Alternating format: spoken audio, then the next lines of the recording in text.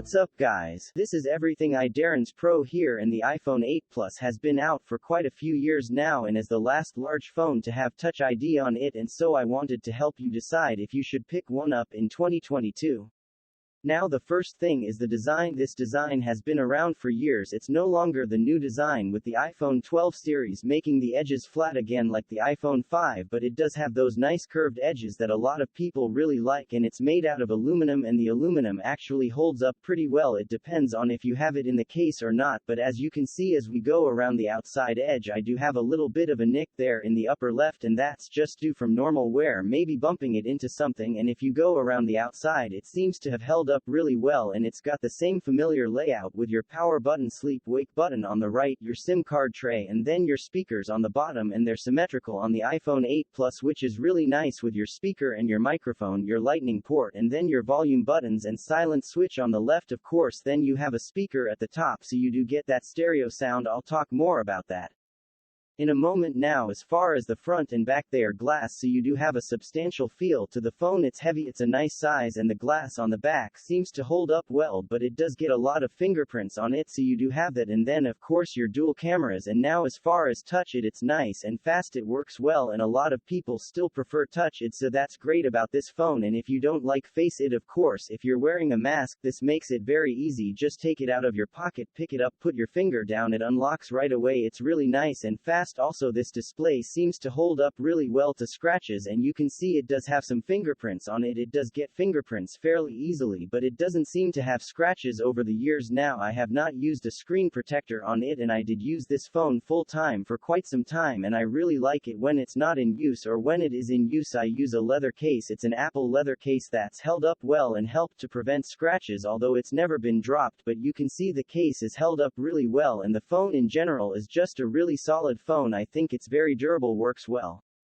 and of course has a large display. The display is 5.5 inches and it's 1080p. It's higher resolution as far as the overall resolution and pixel density of that of the iPhone 11 or 10R, for example, so you have a 1080p display with 401 pixels per inch, and you also get of course dark mode with iOS 14, but you get things like true tone if you enjoy using that. If you want to have whites to be more paper-like, for example, I generally turn this off as I want the whites to be as accurate and the colors to be as accurate as possible, but it does have that, and it is P3 compatible, which is really nice.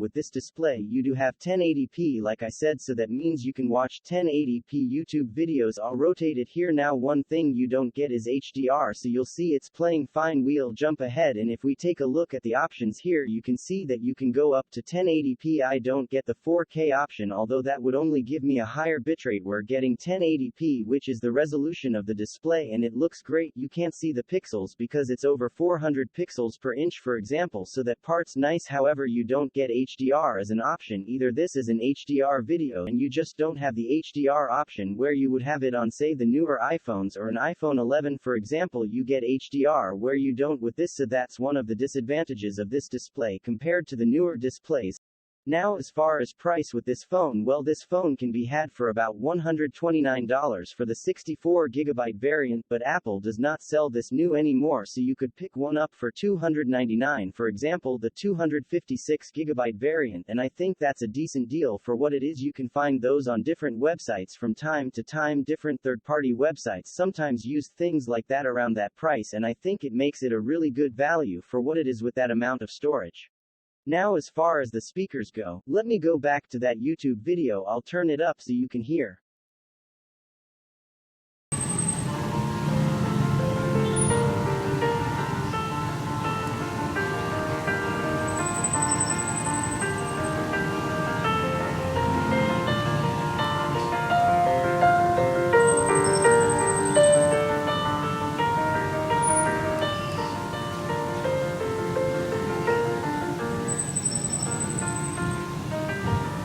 The overall speaker quality is quite good. As you could hear, it goes nice and loud, and you have a nice even stereo sound from the top speaker to the bottom speaker, for example. It is nice and clear as well, except for at the very highest volumes where you want to back it off just a little bit to clear things up. Now as far as the overall speed, it's nice and fast. Generally using this going between different applications even though it only has 3 gigs of RAM it doesn't seem to have an issue with RAM management most of the time so if we go into an app like Clumsy Ninja for example we'll give it a second to load the A11 Bionic that's inside the 8 Plus is the same processor that we have with the iPhone 10 for example so I'll load this game and generally games and things like that are going to be nice and fast you really won't see too much of a difference between this and say a newer phone with loading games or playing games they should be nice and smooth whether it be Minecraft or Among Us or Call of Duty for example Call of Duty Mobile you'll see it's loaded and then frame rates are nice and smooth you've got up to 60 frames per second and the gameplay will work just fine no issues here whatsoever so you'll see it's nice and smooth it loaded well you can play this without an issue and then go back out maybe go into say YouTube and it didn't reload for example so it's working really well. When it comes to the cameras, the rear-facing camera does do 4K 60 and if we go to the upper right here we can change the options to 4K 60 nice and fast 2430. Just doesn't have the HDR capability of the newer phones. Photos are decent I think if you're happy with having a little bit older phone you'll be happy with the photos and in general the camera is more than good enough you also have the zoom camera as well so you have the option to go to 2x although I wouldn't say that's a reason to pick this phone up 2x is decent but it's not amazing. So here's a quick sample.